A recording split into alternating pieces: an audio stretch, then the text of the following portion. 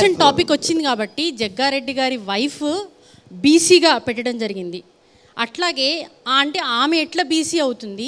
శోభారాణి గారు బీసీగా, ఆమె కాస్ట్ రెడ్డి అయినప్పటికీ కూడా బీసీగా ఆమెను కార్పొరేషన్లో పెట్టడం జరిగింది. అంటే కాంగ్రెస్ పార్టీ ప్రభుత్వంలో బీసీలకు అన్యాయం జరుగుతుంది అనడానికి ఇది ఒక నిదర్శనంగా చూడొచ్చా? అంటే నేనేమంటున్నానంటే ఇప్పుడు ఇక బీసీ కోట, ఎస్సీ కోట కాంగ్రెస్లో అందరికీ అన్ని కులాస్తులు ఒకటే చెప్తున్నాండి. రెండు ద్వంద్వ బీఆర్ఎస్లో కేసీఆర్ని, ఇప్పుడు కేసీఆర్ ముఖ్యమంత్రికి ఉండే, ఇప్పుడు బీసీ ముఖ్యమంత్రిని ఎందుకు చేయలేవు అని ఆయన అడుగుతారా? అడిగారా ఎప్పుడైనా? అడిగారు. ఇప్పుడు బీజేపీ ఉంది, బీజేపీ వల్ల పవర్ వచ్చే అవకాశం లేదు తెలంగాణలో, వాళ్ళకి అడిగిన లాభం లేదు. ఇక్కడ సరే ఏదైనప్పటికీ కూడా బీసీలు, ఎస్సీలు, ఎస్టీలు, రెడ్డిలు, ఆల్ క్యాస్టులు అందరి సమన్వయంతో కాంగ్రెస్ పార్టీ నడుస్తుంది.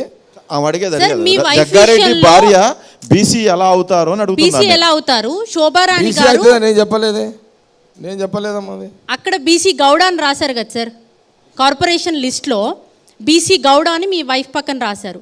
శోభారాణి గారి దగ్గరకు వచ్చేసరికి ఆమె రెడ్డి కానీ బీసీ అని రాశారు కదా. మీ వైఫ్ కి ఒక న్యాయము, ఆమెకు ఒక న్యాయము. అంటే ఎటు తిరిగినా కూడా రెడ్డి అనే ప్లేస్ జనరల్ గా రికార్డ్ పరంగా వచ్చినప్పుడు ఆమె గౌడ్స్ కాబట్టి గౌడ్ అని రాశారు. బీసీ కోటా రాశారు సార్ ఇద్దరికి. ఎవరు రాశారు? ఆమె శోభారాణి గారు రెడ్డి, ఆమెకు బీసీ కోటాలో ఇచ్చారు. మీ వైఫ్ అలా చూసుకుంటే హస్బెండ్ ఇది రావాలి అంటే రెడ్డి అవుతుంది. గౌడ్కి వచ్చింది బీసీ, ఇక్కడ రెడ్డికి వచ్చింది. కానీ రెండు బీసీ కోటాలే వచ్చింది కదా, ఇద్దరు లేడీస్ కోటా వచ్చింది కదా, అది చూడండి. ఇక జగ్గారెడ్డి గారు ఇప్పుడు మీరు ఒక డైరెక్ట్ స్టేట్మెంట్ ఇచ్చారు, ఇక్కడ తెలంగాణలో బీజేపీ వచ్చే ఛాన్సే లేదు అన్నారు. బట్ ఇప్పుడు నెక్స్ట్ టైం ప్రధాని కనుక మోడీ గారు అయితే ఖచ్చితంగా నెక్స్ట్ తెలంగాణలో బీజేపీ గవర్నమెంటే వస్తుందన్న టాక్ అయితే నడుస్తుంది కదా, మీరు స్టేట్మెంట్ అలా ఎలా ఇస్తున్నారు? డైరెక్ట్ చాయిస్ బీజేపీ తెలంగాణలో గవర్నమెంట్ రాదు. అదే ఎందుకు రాదు? ఎందుకంటే వాళ్ళకి పునాదులు లేవు, పిల్లలు లేవు.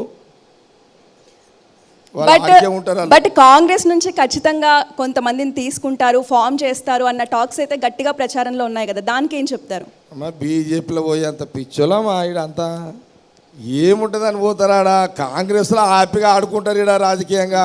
ఈడ ఉన్న స్వేచ్ఛ కాంగ్రెస్లో, ఈడ ఉన్నంత సర్వీసు, ఇక్కడ నుంచి చేసే అంత సర్వీసు బీజేపీలో ఏముంటుందమ్మా? స్కూల్లో మీరు చూస్తారు కదా బీజేపీ క్లాస్ ఎట్లుంటుంది అంటే మన స్కూల్ టీచర్ దగ్గర కూర్చున్నట్టు ఉంటుంది క్లాస్లో. అంటే బీజేపీకి వెళ్ళిన వాళ్ళు పిచ్చోళ్ళు అంటున్నారా సార్? అమ్మా బీజేపీకి వెళ్ళిన వాళ్ళందరూ పిచ్చోళ్ళు అంటున్నారా? ఎవరైనా గఫ్లత్లో పోతే అంటే ఇప్పుడు అన్నారు కదా మీరు బీజేపీకి వెళ్ళే అంత పిచ్చోళ్ళం అంటారా అని అన్నారు.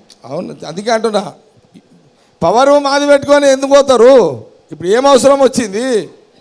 మా ప్రభుత్వాన్ని ఎట్లా కాపాడుకోవాలో మేము చూసుకుంటాం, కానీ ఇక్కడ పవర్ పెట్టుకొని బీజేపీకో బీఆర్ఎస్కో ఆలోచన అవసరమే లేదు. ఆ చర్చనే మనకు అవసరం లేదు.